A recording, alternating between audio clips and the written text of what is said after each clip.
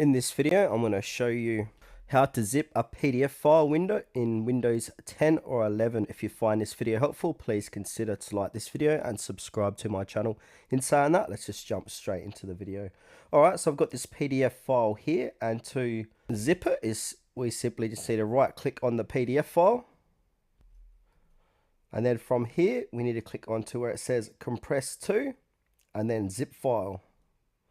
And then here's the zip, and then we can rename it if we like, or keep it like that. And now to extract that zip file, simply click onto it, right click it, right click on the file, and then it will say extract all. And now we can change where we want this file to be extracted. So if I want to do it on my desktop, I'll just go click desktop, select folder, and it'll show you the path, then click extract.